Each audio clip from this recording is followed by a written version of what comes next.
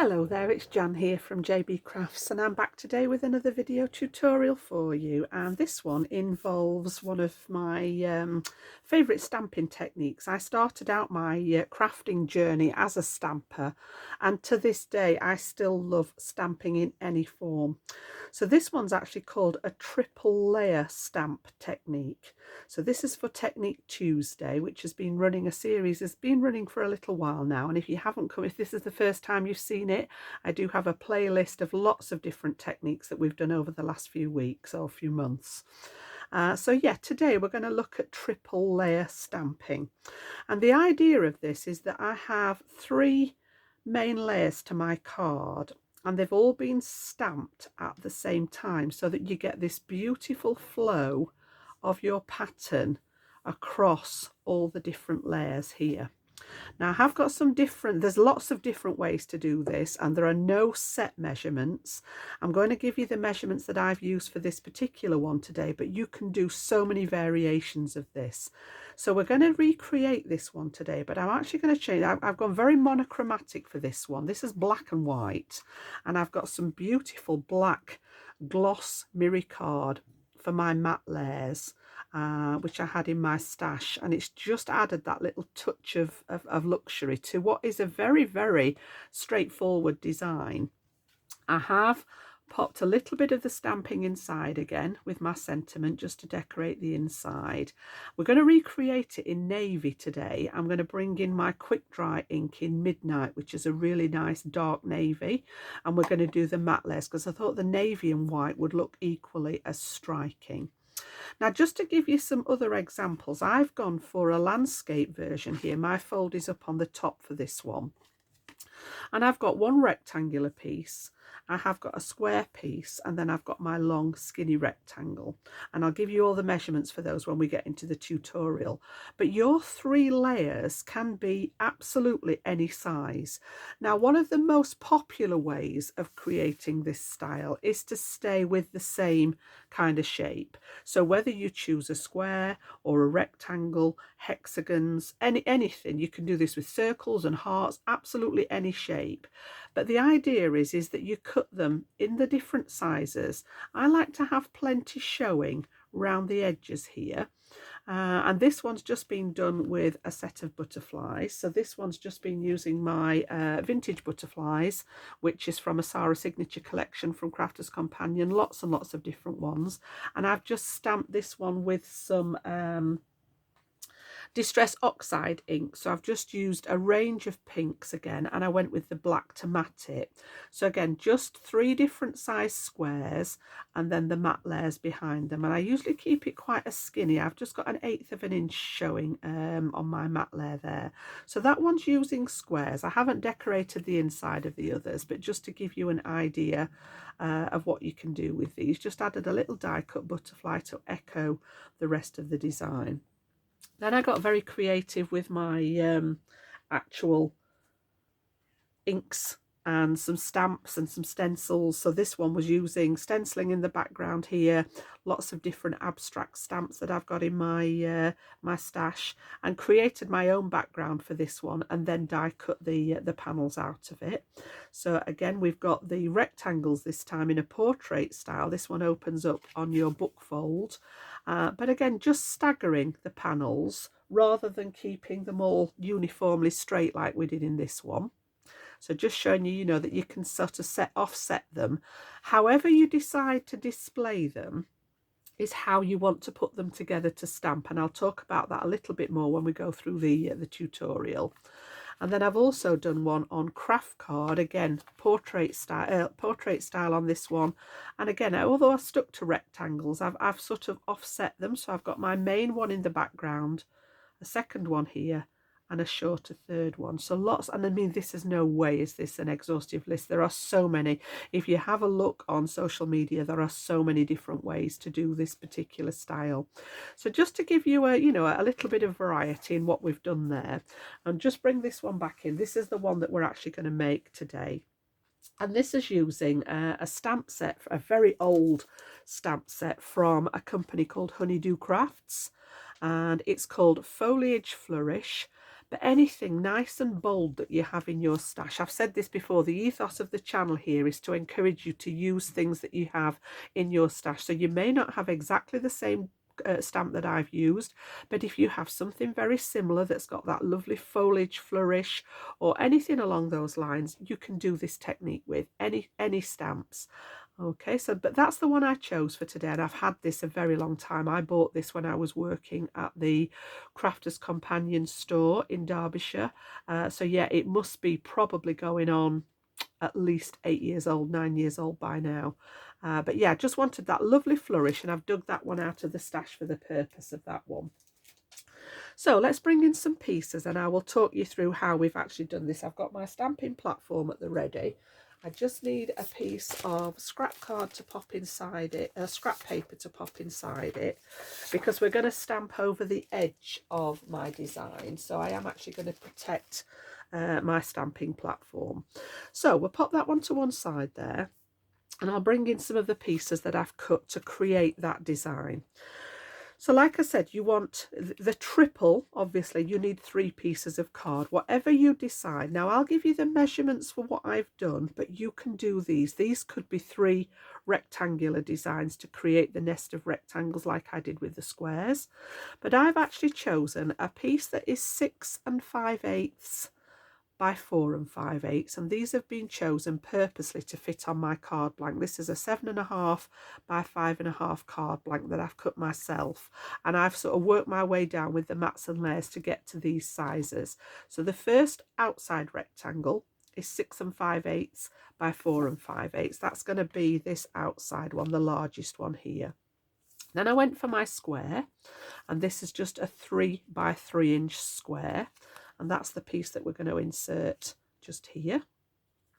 And then my little skinny rectangle is 4.5 in length by 1.5 in height, and that's the piece that's going to go in here like so. Now what you want to do is decide what kind of configuration you want your pieces to go. So I actually went for mine at the side and coming across like so. So, you know, if you've got different pieces, you can have them, like I say, much more sort of regimental in design. I could go like this with it, as long as you've got those 3 layers. This could be a portrait design, and we could go like so. We could go like so. No right or wrong. Have a play around with this. Use some of your, you know, less expensive cardstock and have a play around with it. Even stamp onto copier paper to get the idea of the technique so that you're not wasting your cardstock. But what I'm actually going to do is we're going to go on the landscape there. This one I'm going to position so that I've got roughly the same amount of border around the outside. And then this one's going to go in here. And I'm going to go for around about the same border now, here and here. And once you've decided on that, these need tacking together, and I use my dot runner here for this because I can actually rub these off if I need to. It is a permanent adhesive once you've sealed it and burnished it down, but for the purpose I'm going to do today, I'm just going to put a little tiny bit on the back here, that's all. I don't know whether you can see the blue dots there. I've just put one little tiny piece on the back. And I am going to position this one, and I'm just going to eyeball it so that I've got around about the same border all the way around there. Just make sure that it's running nice and straight, and if you're not sure about that, you can always use your, if you have the T-square rulers, or you can just use an ordinary ruler. But yeah, I'm quite happy with that, and I'm going to press on there but not too hard. And then I'm going to do the same on this one, and I'm going to put a little bit at one end and a little bit at the other end. That's all I need on there. I'm not sticking it down permanently. I need to be able to retrieve these pieces when we've done the stamping. So this one, again, I'm going to go with sort of a border here and a border at this side that's about straight, about equal, should I say. And again, I'm just going to bring my ruler in there just to make sure that that panel is running straight there. So around about there, I reckon is okay. Yeah. So I've got those little bits of dot runner holding those in place now, so they're actually secure. And then we're going to bring that into our stamping platform. Okay, so I've got my platform here, and I like to use this purely because you've got that ability to stamp a second time if you wish. Now I always just pop a piece of, and this is just photocopier paper, inside here just to protect. This is a piece of fun foam that I use in here just to give it that little bit of bounce, that little bit of sort of give when I'm stamping. And then I usually pop a piece of paper in. Because we're going to stamp over the edge of the piece of card, this is going to catch any over stamping. And then I'm going to position this in here, and I need it away from the bottom. So just to make sure that I know where it is, I always check the measurement along here. So I'm going to go at 1.5 inches. The measurement's not relevant. It's just in case that cardstock moves, I will be able to reposition it. So I've got it down against the base, and I've got it set at 1.5 inches. And then we're going to take our stamp. Just take those covers off there. Really nice stamp, this one. As I say, I've had it a very long time, and it's perfect for this kind of technique. And then I'm going to decide whereabouts I want it, and I'm going to stamp over all 3 of these pieces. So I want a little bit of the stamp on all of them. So I want to make sure that it's going off the edge on the corner here, but it's also coming into that square, and I've also got some of it on that rectangle as well. So there's just a little bit here and the bit here that's going to hit the rectangle, and the rest of it is pretty much going to be on the remainder of the card. So I'm just looking to make sure that I've got, you know, sort of a pleasing placement on there. And once I'm happy, we can pick that up with the platform. And now I know where the stamp is, I can reposition my magnets to make sure that we've got optimum. I'm going to pop it up there like so. Yep. So I've got my pressure tool at the ready, and I'm going to use my quick dry ink for this. So this is actually Midnight, and this is a Spectrum Noir ink, and it does dry pretty much instantly, and it's great for this because you've not got to worry about any sort of smudges or any bleeding. So again, we're going to apply the ink, and I probably am going to do more than one layer for this. So make sure we've got a nice coverage on that stamp. And then we're going to press this down into place, and I'm just going to apply some nice even pressure. Because you're going over 3 layers of cardstock, and I've actually got a 300 GSM smooth cardstock here, you do need to apply pressure because we've got to get it past that first layer, onto the second layer, and onto the third layer as well. So nice smooth pressure, and let that ink transfer onto your cardstock. And you can see there, it does look a little bit messy. You think, well, it's missed bits, Jan, but I will explain all this as we go along. So again, I'm going to re-ink just so that we can get a nice solid colour there. And this is the beauty of having your stamping tools, so that you can re-stamp. It hasn't moved, I'm still in the right position here. So I'm going to pop this down again. And again, I'm just going to apply some nice even pressure over all of it. And then I'm actually going to just press a bit harder where it joins those other layers, so I can see my square underneath. And I'm just going to press that little bit harder to make sure that it's all made contact with that design. Now you will get some areas that look as if they haven't stamped. You can see here and here. That's okay. We're going to deal with that when we do our mats and layers. Okay, it's because of the different layers of card. The thinner the card, the less of this that you will get. But by the time we've put the mats and layers in there, it will be absolutely fine. So I am just going to give my stamp a spritz with some water because it's a water reactive ink. Give it a clean off. Just brings all that ink off there nicely. and then we're going to reposition this to do that bottom corner. I wanted a little bit in the bottom to echo. So we're going to need to move the design, and I'm going to flip the whole thing round. I'm going to keep it at the 1.5 inch mark so that I can remember where we were positioned. And then I'm going to reposition my stamp, and I just want, in fact, no, we're going to have to change it, Jan. We're going to have to go higher up there. So I'm going to use a guideline on the side this time because I want to bring this in at the bottom there. So I'm actually going to line it up at about, let's have a look, 2.5 inches here on the side so that I know where it's lined up. And then I just want part of that stamp, and I want again to catch all 3 areas of my card. So I'm just going to bring that flourish over the corner there. I've got some of it onto my square here. I've got a couple of little bits coming onto the rectangle. The rest of it's overhanging. That's absolutely fine. And then we will pick our stamp up again. And this is why it's important to decide where you're going to put your card. So again, I'm just going to realign it at the 2.5 inch mark. And then we're going to ink again. Okay, so same ink. And again, I only actually need that corner.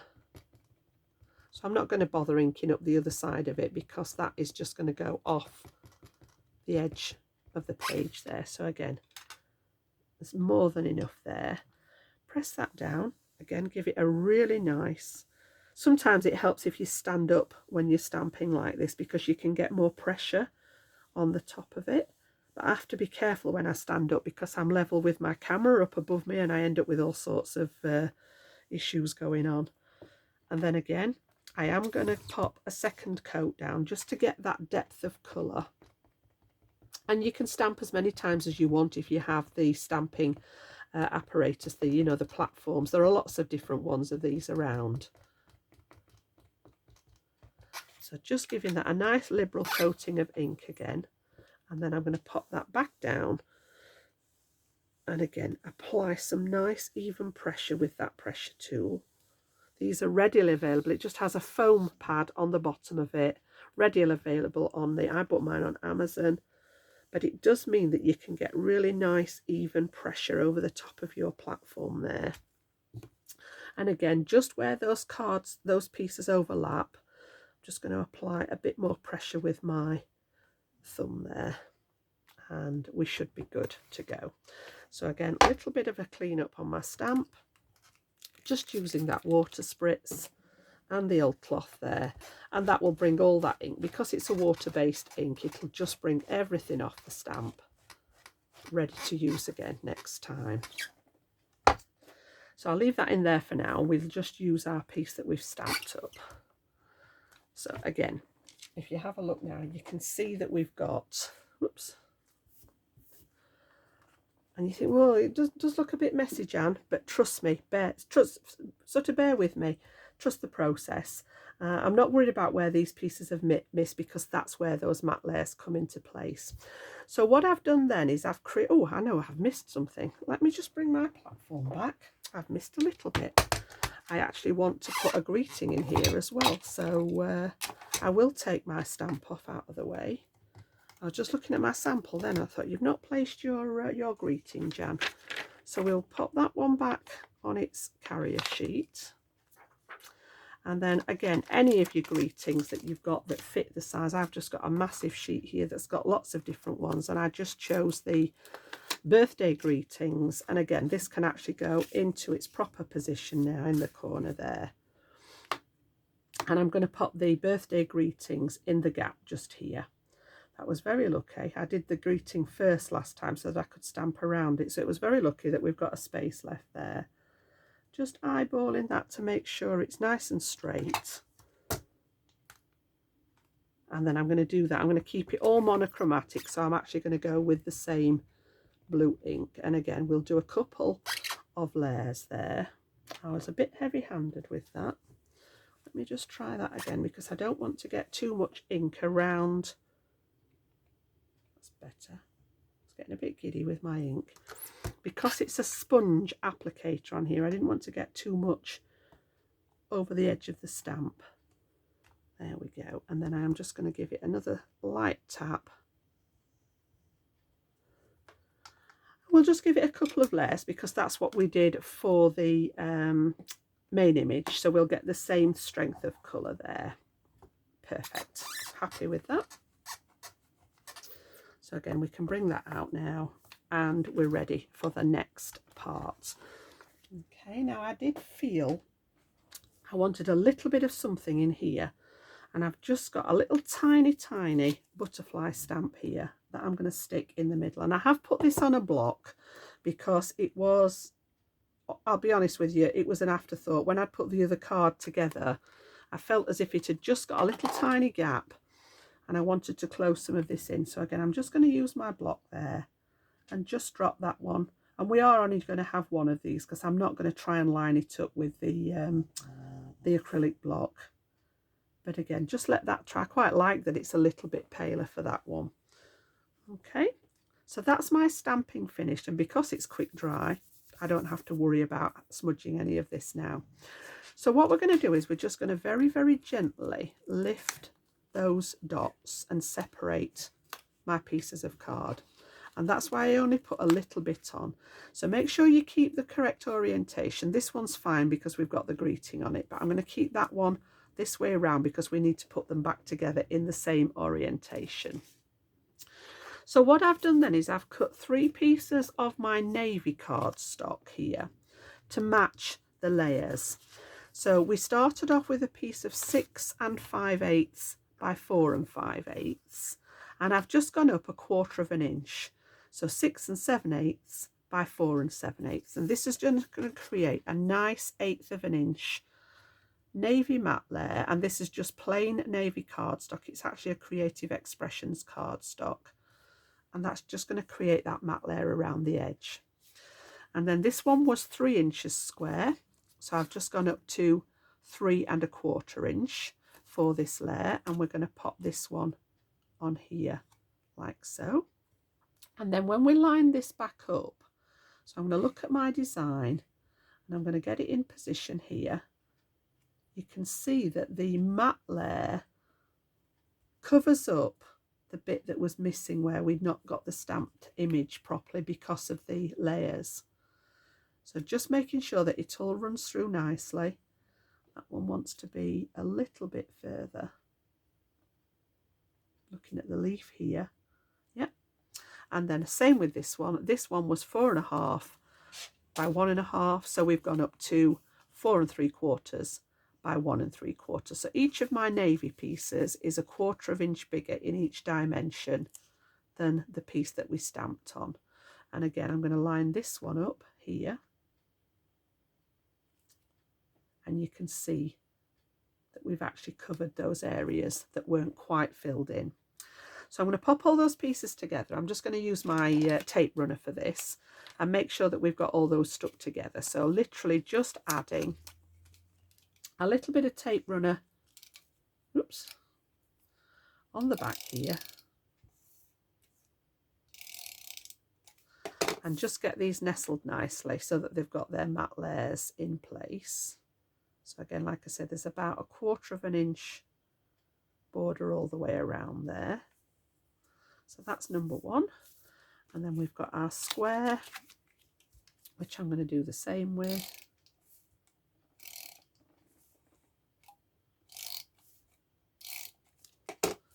So again, we can go in there, and again, just that same border all the way around. Give that one a press down, and then finally we've got that first larger rectangle there.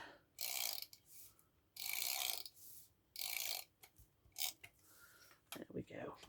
So that one's going to sit in here. You could take the center out of here if you wanted to, if it was cardstock that you were wanting to be a bit more frugal with. That one's going to sit on there. Now you can actually put some definition in here. You could put these back on with foam tape.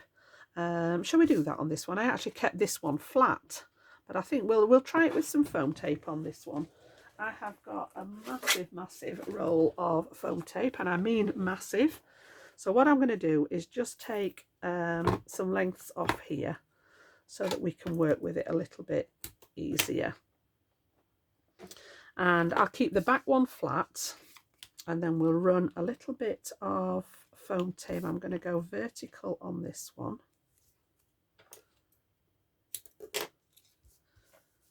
Like so.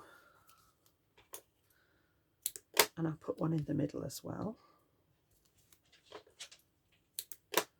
And we will get that one stuck in place first, because this is going to need some extra foam tape on it as well.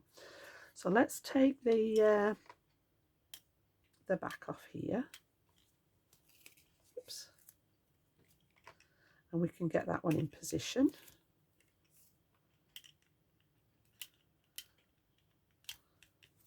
Like so. So remembering that that was the right way, I've got this piece coming up from the bottom here and the bulk of it. So again, I want to focus on those lines here and here. The rest of it will take care of itself. I've got one coming through here and it's looking reasonably straight on that edge. So that's that one pressed down. And then we'll do the same on here. But this half of it is going to need a double layer of foam tape. So what I will do is pop a length across there like so. Just grab a little bit more off my roll.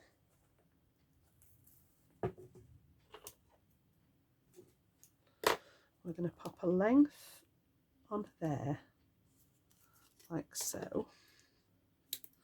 And then what I've done is turn it over so that my greeting is out this way. So this one's going to go around about here.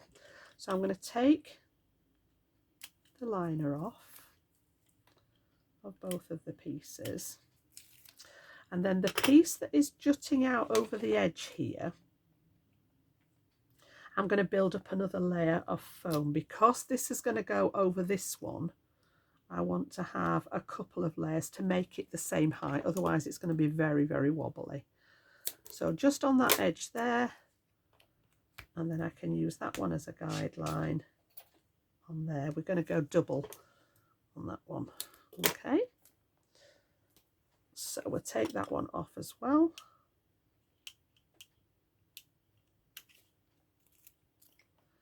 And then we can get this one in position. There we go. So once I've turned this one over now, I've got double height at this side to echo this one, and then just one layer going across this edge. So again, I'm going to look at the swirls mainly because they're the lines that actually join it all together. And again, just excuse my head if it gets in the way, because I just need to look over the top. I'm going to look at this bit here, nice and straight. I've got that one lined up, swirls lined up. Yep, I'm happy with that. And then you've got a nice bridge there with the two layers that's going to bring it up to the same height. So I'm quite happy with that. And then I've just made my own card blank here at 7.5 by 5.5. So this was a piece of 7.5 tall by 11, and I've scored it straight down the centre. Managed to get a little bit of something on the back there, but we'll not worry too much about that. And then just to position this one on the card front, I'm just going to keep that layer flat so that there's not too much bulk. And we'll pop that on with our all-purpose glue there. So again, just on the back of here, run that nice clear glue round. And we'll pop this one straight onto our card blank. And I've left a slightly wider border around the card blank so that I've got those offset borders again. And just give that time to grab. And the beauty of that wet glue means that you can just wriggle it into place. It takes a minute or so to cure and set. So you've got plenty of time to just wriggle everything into place. You can see there, you know, that is pretty much our card finished off. You know how much I love my little pearls, so I am going to pop. Now I'm going to pop some on, but I didn't have any navy. So what I've done is I've got a really nice shade of grey that I'm going to use. I thought that toned in quite nicely with it. And I'm going to revert to my fine applicator for this. So let's have a little look. We will go with, I like to bring these across the design so that it draws your eye, particularly across where your greeting is. So we're going to have one of these up here. And then I'm going to come off the edge of the card like so.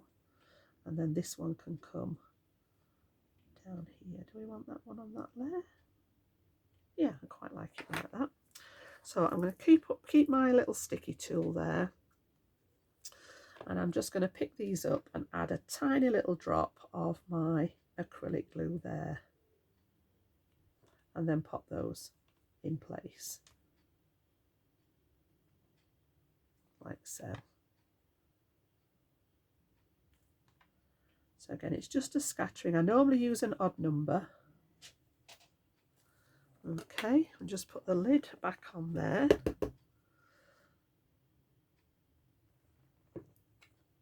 And it just literally draws your eye, just follows it across that design there. You could pop one in the centre of the butterfly as well if you want. Now I'm not going to decorate the inside of this one. I will show you the original one again. But yeah, it's just a really, really reasonably simple technique when you see it broken down into stages. Excuse me.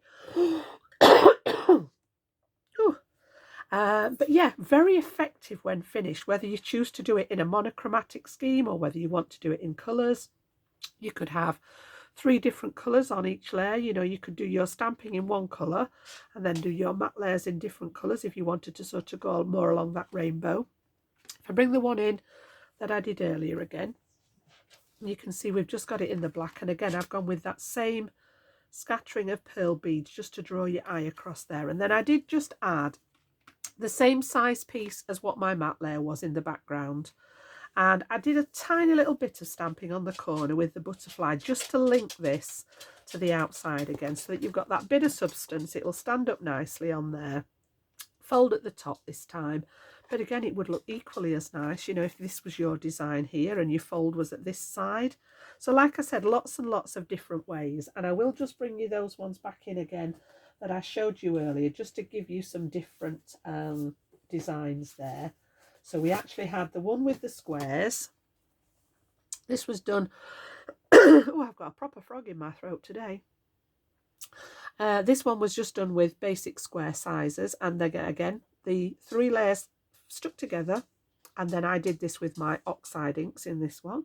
So I think there was a little bit of tattered rose in the background, saltwater taffy, bit of worn lipstick, and a bit of abandoned coral. So I've just stayed with the pinks with that one. Little Lacey's just come to say hello. You might be able to hear a tip-tapping in the background there. And then we also had, let's move those to one side. This was the one that I created the background, and again stuck all the layers together, and I'd just done a bit of stenciling in the background with my oxide inks again. I actually stamped a lot of this with the oxide inks and then just brought in a darker ink to do the coffee stain ones on there. So again, that was just offsetting those rectangles rather than keeping them all within their normal parameters. And then the last one we swapped over to the craft card there, and again this one is a very tall slimline one, portrait in style, but we've got the same rectangles, but again just by offsetting one of them and then again breaking it with that line across. And then I've just used some of my Nouveau drops. This is actually Wedgwood Blue for the centres of the flowers there, and that flower was also, I did grab that one as well, that was also a honeydew set. This is Buttercup Blooms, and I just used the 3 flowers for the main part here, and then one of the little twiggy branches just to fill in some of the gaps when I did so with my stamping there. So you can see, you know, you can use pretty much anything that you've got in your stash. If you've got a set of stamps that have maybe got more of a masculine theme, you could do a collage with those. Lots and lots of different ways to do it. I'm bringing that main design that I chose today. So that was my original. This was the navy version. I quite like the navy. It gives me that sort of very famous pottery look with the navy and white there. So yeah, I hope you've enjoyed it today. If you've enjoyed the video, give it a thumbs up for me. It does help with the channel. And I know a lot of you are subscribed already, but if you have just come across me today, I hope that you've enjoyed it enough to subscribe to the channel. And I will be back very, very soon with another video tutorial for you guys. Bye for now.